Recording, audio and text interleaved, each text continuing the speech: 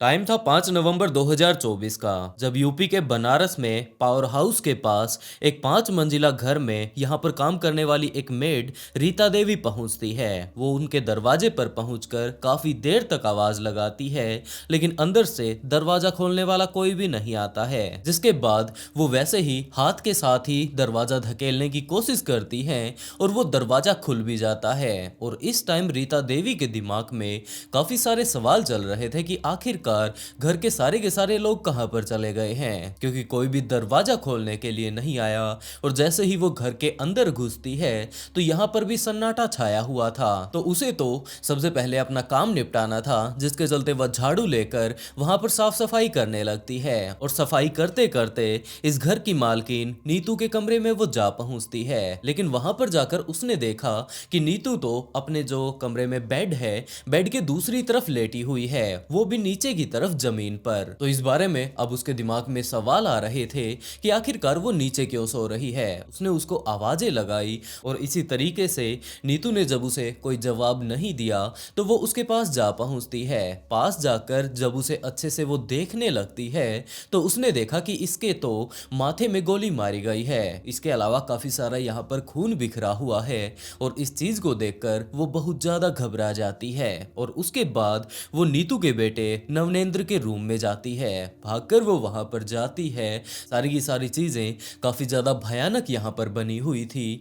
तो वो चिल्लाते हुए जैसे ही नवनेंद्र के रूम में पहुंचती है तो वहां का भी कुछ ऐसा ही मंजर था। उसके भी सिर में गोली लगी हुई थी और वहां के हालात को देखकर, वहां पर जमीन पर बिखरे हुए खून को देखकर रीता देवी और ज्यादा घबरा जाती है। और उसके बाद वो किसी भी रूम में नहीं जाती, बस इस घर से बाहर भागने की कोशिश करती है। उसके इस तरीके की चिल्लाने की आवाजों को सुनकर तब तक उनके पड़ोसी भी वहां पर आ चुके थे और सारा का सारा हाल उन पड़ोसियों को रीता देवी ने बताना शुरू किया। जब हम 11:30 बजे 11:15 बजे यहाँ पे आए तो हम अम्मा ऊपर से चिल्ला रही थी कि खाने वाली को कि रेनू आई है कि नहीं। तो हम कहे कि रेनू अभी नहीं आई है। तो कहे भाभी, तो हम कहे भाभी का दरवाज़ा बंद है, लग रहा है भाभी बाहर गई हैं। तो हम अपना झाड़ू वाड़ू लगाने लगे, यहाँ से वहाँ तक लगाते लगाते वहाँ तक गए। कोने वाला गेट जो उनका रूम था तो चिपका हुआ था। तो हम कहे चिपका क्यों है? तो हम ऐसे खोले तो वो सोई पड़ी थी तो नीचे जमी। तो हम कहे नीचे का है भाभी सुतई, भाभी भाभी चिल्ला रहे हैं तो उठ नहीं रही हैं। तो खड़े खड़े मतलब चिल्ला रहे। फिर देखे उनके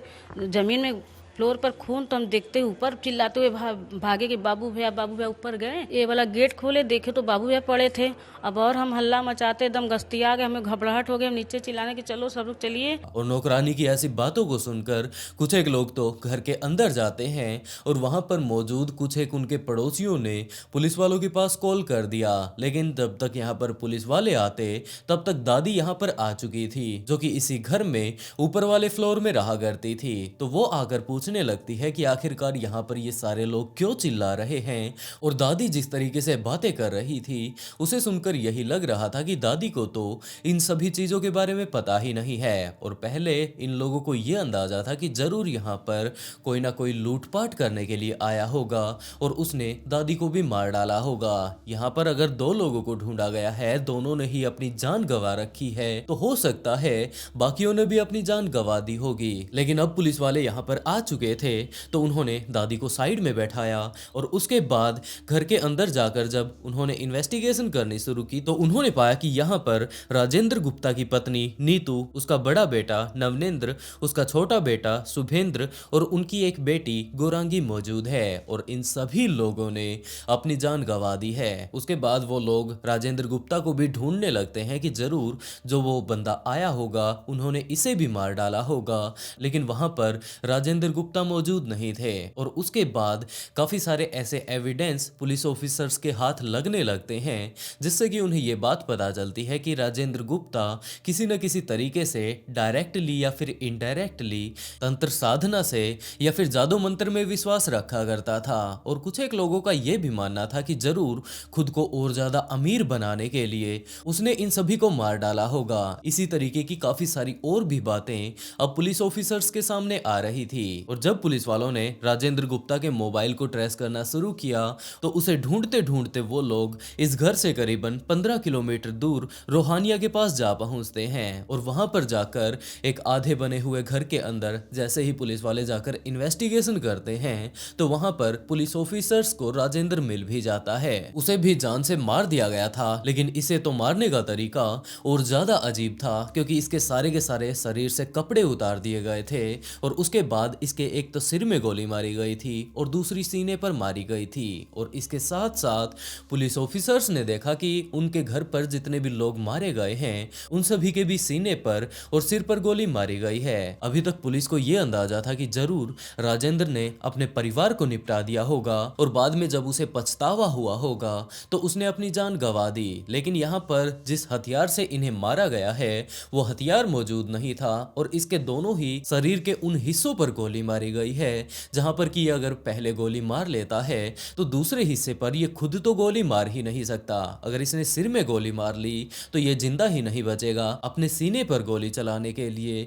तो अब पुलिस का पूरा एंगल ही घूम जाता है कि इसके परिवार को मारने वाला खुद राजेंद्र नहीं जबकि कोई और व्यक्ति रहा होगा। और इसी तरीके से जब पुलिस वाले इन्वेस्टिगेशन कर रहे थे तो उन्हें पता चलता है कि राजेंद्र ने आज तक कुल शादियां की है। दूसरी वाइफ के साथ ये यहाँ पर रहता है। इसकी पहली वाइफ कोलकाता से थी तो हो सकता है उसी ने किसी रंजिश के चलते या फिर इसने उसे छोड़ दिया था, जो कुछ भी इनके बीच विवाद हुआ होगा उसके चलते उसी ने इसे मरवा दिया होगा। लेकिन सारी ही इन्वेस्टिगेशन कर लेने के बाद भी ऐसा कुछ सामने नहीं आता है जिससे कि पुलिस वाले इसकी पहली पत्नी पर किसी भी तरीके से शक कर पाए। लेकिन इसी बीच दादी ने कुछ एक ऐसी चीजों का खुलासा किया जिसके बाद की पुलिस ऑफिसर्स सिर्फ और सिर्फ एक तरफ अपनी इन्वेस्टिगेशन कर सकते थे। और इन सारी ही चीजों को डिटेल से बताने के लिए दादी ने एक कहानी सुनाई। उन्होंने बताया कि राजेंद्र की दादा की एक रिक्शा की दुकान थी। उनके पास करीबन 150-200 रिक्शाएं थी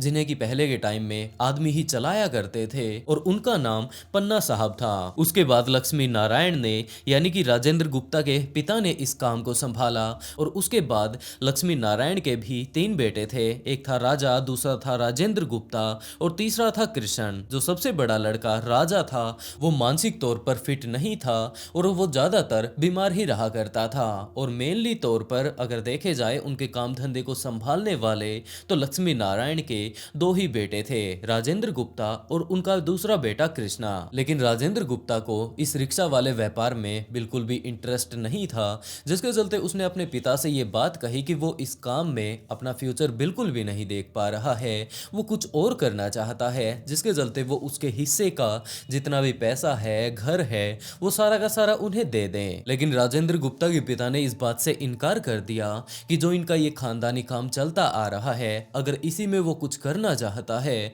तो वो कर सकता है और अगर वो अलग होने की बात कर रहा है तो वो भले ही अलग हो जाए, वो उससे कोई भी पैसे नहीं देने वाले। अगर वो इस व्यापार को अच्छे से करता है तो उसको सब कुछ मिलेगा। और इसी बात के लिए उसका छोटा भाई कृष्णा भी तैयार हो जाता है, वो भी अपने पिता की साइड चला जाता है और सारी की सारी चीजें मानो अब तो उसके पिता कृष्णा को ही देने पर तुले हुए थे, जिसके चलते एक रात उसे बहुत ज्यादा गुस्सा आ जाता है और वो रात को ही जाकर कृष्णा और उसकी पत्नी के ऊपर फायरिंग करने लगता है। एक गोली उनके सिर पर मारी गई थी, दूसरा सीने में मारी गई थी और उसके बाद वो वहां से लौट आता है। इस टाइम कृष्णा के परिवार में उसके पत्नी के अलावा उसके 3 बच्चे भी थे जिनका नाम था विकी, जुगनू और डोली। राजेंद्र गुप्ता के ऐसे कारनामों के चलते बाद में उसे पुलिस उठा ले जाती है और उसे जेल में डाल दिया जाता है। और जब से कृष्णा ने अपनी जान गंवाई थी तो लक्ष्मी नारायण विकी, जुगनू और डोली को ही सारा का सारा काम धंधा सिखा रहे थे। और अब तो